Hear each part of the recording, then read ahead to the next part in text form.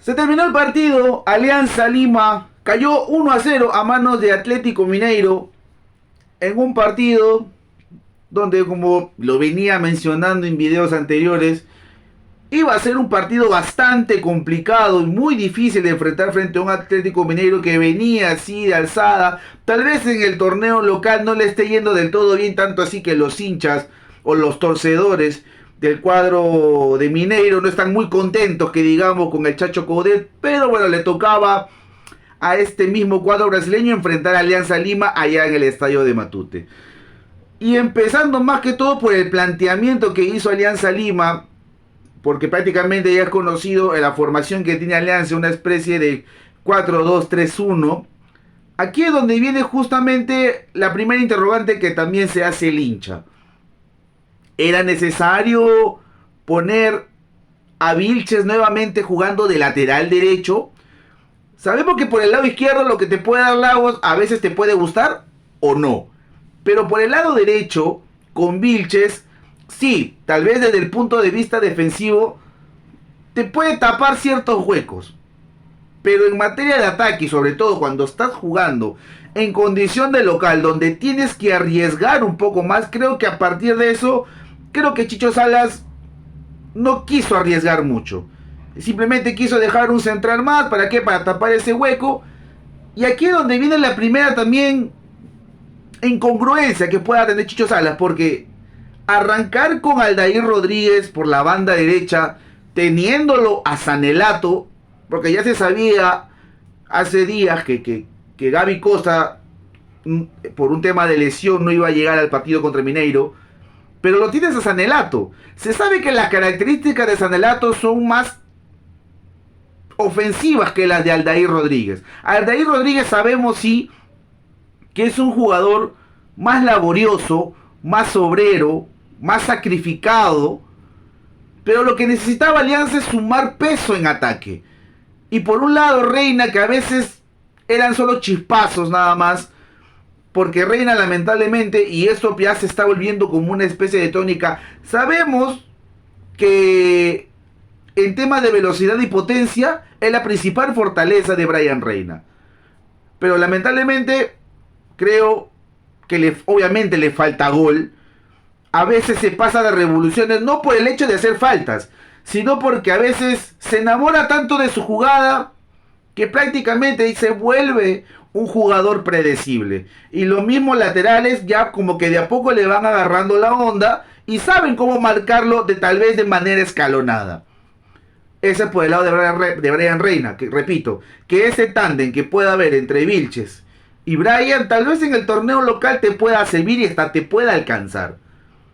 Pero ya pasando a un torneo internacional, donde obviamente la exigencia es mucho más, ni bien te terminan leyendo, es prácticamente hasta imposible hacer una jugada colectiva por esa banda izquierda. Y ahora, teniendo una banda izquierda, digamos, no digo disminuida, pero a veces limitada, ves al lado derecho y lo ves a Aldair y Vilches. ¿Qué puede hacer Aldair por esa banda derecha? Y creo a veces que no sé si Chicho Salas se quedó enamorado o se quedó prendido del resultado o se quedó encandilado al rendimiento de Aldair Rodríguez con respecto a lo que fue el partido contra Libertad allá en Asunción. Porque prácticamente, y hay que decirlo, así le moleste al hincha, pero Alianza Lima en esta Copa Libertadores solo se quedó con el partido que ganó en Asunción. Está bien, van a decir, no, pero fue un punto de quiebre. Sí, pero a raíz de eso no mostró nada Alianza Lima. O sea, si tenemos que hacer una especie de balance de lo que pasó con Alianza Lima hasta ahora, porque todavía le queda un partido y nada más ni nada menos que contra el clasificado de grupo allá en tierras brasileñas. O sea, prácticamente lo de Alianza fue solo el partido contra Libertad en Asunción. Porque empataste contra Paranaense de local. Decían, bueno, su equipo brasileño, el local acá, bueno, por lo menos no se perdió. Ganabas un punto. Luego, ibas a tierras paraguayas, ganabas un partido que a la misma vez resultaba histórico o como un punto de quiebre. ¿Y después qué? 3 derrotas consecutivas de Alianza Lima. En Brasil, en Lima, contra Libertad, que era el partido clave que tenía que ganar Alianza Lima, y no lo ganó. Y ahora se venía esta derrota que hasta se podría decir que era previsible, una derrota contra Atlético Mineiro acá. Porque hasta se podría pensar, conforme el plantel que tienes, porque está bien, Alianza puede tener un buen plantel o superior un plantel a comparación del torneo local, pero a nivel internacional, ojo que los equipos también se refuerzan, también juegan, no es que sean cojos. Y lamentablemente Alianza, el partido que tenía que ganar, que era contra Libertad en Lima, no lo ganó. No lo ganó y ahora, como quien dice, le terminó pasando factura. Ahora, repetía, lo de Aldair por la banda derecha, muy limitado también. ¿Por qué? Porque no tenía alguien que le pase por la banda. Vilches solamente llegaba hasta mitad de cancha. ¿Por qué? Porque no se atrevía mucho a ir al ataque. Porque sabía que en un contragolpe con los extremos que tenía Atlético Mineiro, que era Pavón por derecha, que también fue un dolor de cabeza a veces para Lagos, y por izquierda lo tenías a Paulinho, si lo agarraban mal parado a Vilches, era una ocasión clara de gol. Y Mineiro sí tuvo ocasiones claras y creo que tuvo llegadas más profundas que el propio Alianza Lima, también jugando en condición de local. Ahora, bueno, lo que todo el mundo quiere hablar o lo que todo el mundo quiere decir es obviamente lo que pasó en este partido a raíz de la polémica del penal no cobrado. Quería justamente llegar a ese punto. Para mí, la verdad, porque dicen desde la primera impresión o la primera vista, para mí la verdad fue penal. Pero ojo, tal vez mi idea hubiese cambiado si hubiese visto más repeticiones. Aquí el problema no tanto es si se cobró penal o no, si se fue penal o no. Para mí, no sé si para otros hinchas, pero para mí lo que más incomoda tanto al hincha o al televidente, más que todo, creo que más que al hincha, es que a raíz de esa jugada nunca más, o digo nunca, sino demoraron mucho en pasar la repetición de esa jugada. Y ahí es donde uno se hace la pregunta, ¿por qué?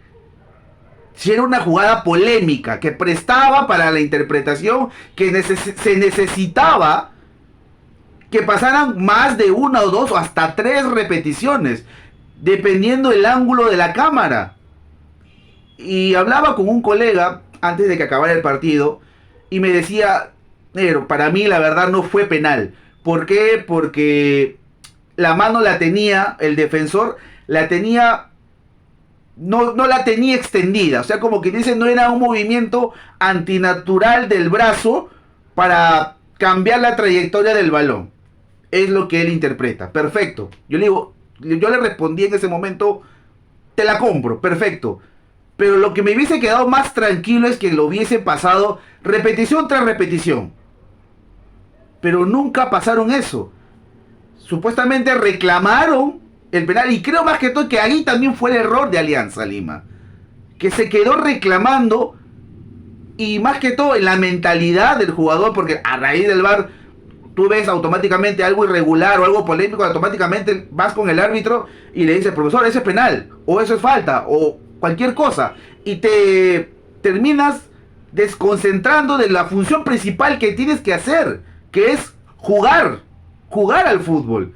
Y justamente se venía una contra de Atlético Mineiro, donde obviamente no hay mérito o no hay justificación alguna para el pésimo retroceso que tuvo Alianza ante el gol de Mineiro.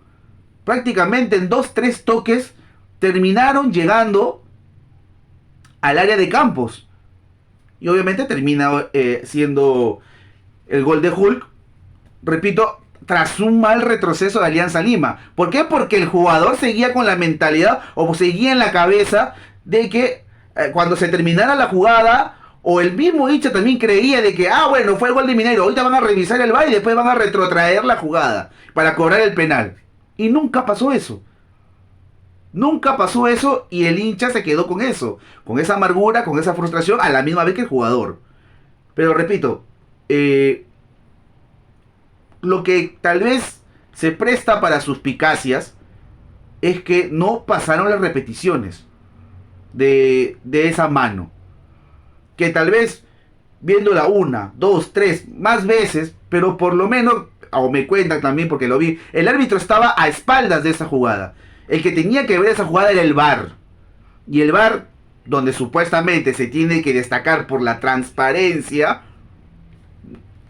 poco y nada de transparencia mostró en este partido. ¿Por qué? Porque, repito, no pasaron la repetición de las imágenes cuando en otros partidos lo pasan dos, tres, por lo menos, hasta pues ya cuando pasan 10 minutos de esa jugada, terminan volviendo a pasar la repetición de esa jugada. ¿Por qué? Diciendo, ah, no, es un tema de interpretación, o el árbitro por lo menos, o los que están ahí en el bar, interpretan que, bueno, no fue un movimiento antinatural para poder desviar la pelota con el brazo. O sea, por lo menos, si con la repetición y con la interpretación adecuada, no digo que las aguas se hubiesen calmado, pero por lo menos a los que no nos tomamos tan intensamente cómo se puede cambiar un resultado a raíz de un suceso polémico, por lo menos dirías, bueno, es verdad, te puede gustar o no la decisión que se toma al final. Ya con el marcador en contra, Alianza Lima hizo los cambios, entró Sabah, jugó poco porque se termina lesionando. Prácticamente a raíz de eso, o a raíz de esa jugada polémica, todo en Alianza Lima se empieza ya a caer como castillo de naipes. Se termina lesionando Sabah, ingresa la bandera, fue todo pelotazo, ya prácticamente los jugadores cayendo en una especie de impotencia y frustración.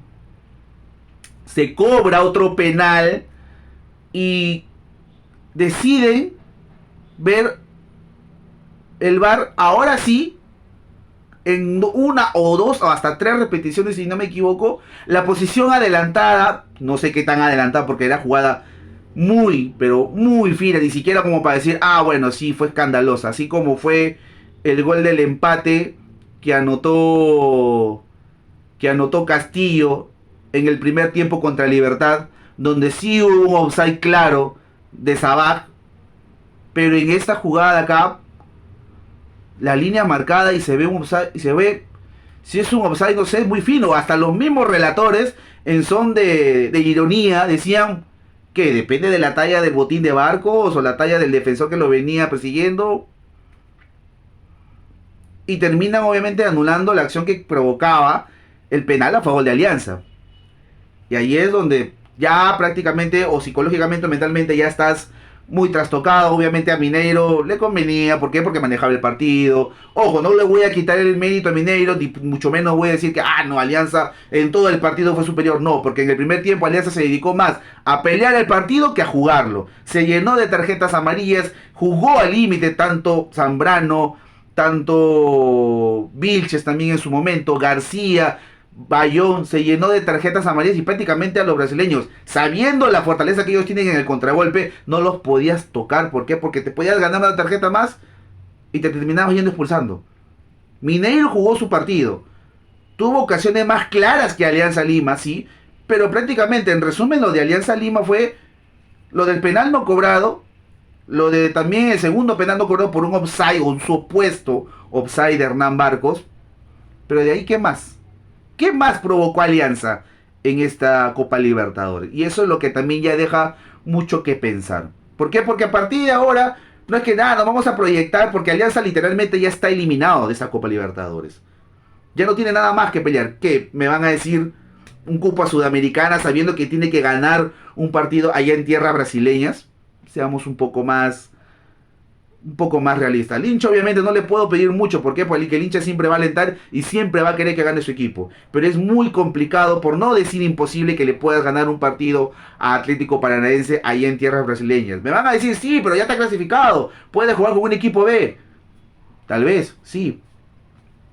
Pero en la fecha siguiente, si no me equivoco, creo que Libertad va a recibir a Libertad va a recibir a Atlético Mineiro, si no me equivoco. Sí, Libertad recibe a Atlético Mineiro allá en tierras paraguayas.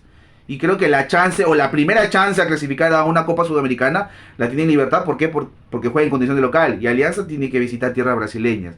Es muy complicado y la verdad, y las conclusiones que hay que sacar, repito, a raíz de esta presentación que ha hecho Alianza Lima, es que tanto Alianza Lima como los jugadores solo se quedaron en el triunfo que se logró en Asunción.